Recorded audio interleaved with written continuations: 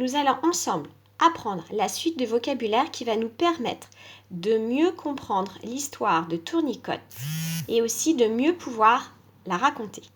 Allons-y.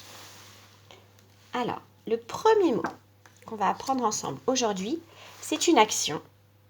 C'est l'action de marcher à pas de loup. Marcher à pas de loup, c'est-à-dire marcher tout doucement pour ne pas faire de bruit, ne pas se faire repérer. Je vous laisse mimer l'action de marcher à pas de loup. Bien. On va fermer les yeux. On voit bien l'image, on l'imagine, on sait que c'est l'image. On rouvre les yeux de marcher à pas de loup. Très bien. On continue.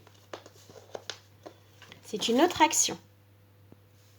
Là, on voit bien, c'est une action que vous connaissez bien. On ouvre très très grand la bouche. On prend une grande inspiration. C'est l'action de bâiller. Vous pouvez mimer cette action. Oh, on bâille. On ferme les yeux. On voit bien l'image. On sait que c'est l'action de... On rouvre les yeux. C'est l'action de bâiller. Très bien. On poursuit. Là, on voit une enfant.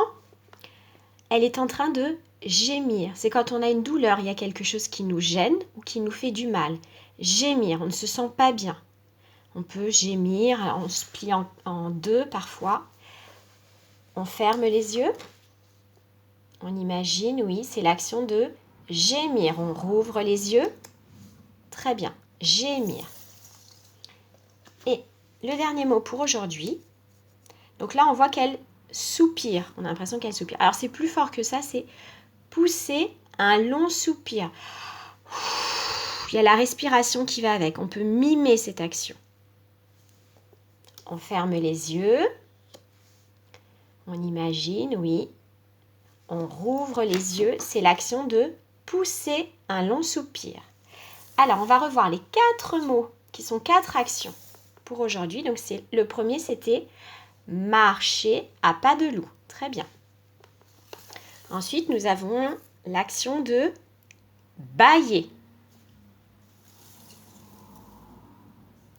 Gémir. Et enfin, pousser un long soupir.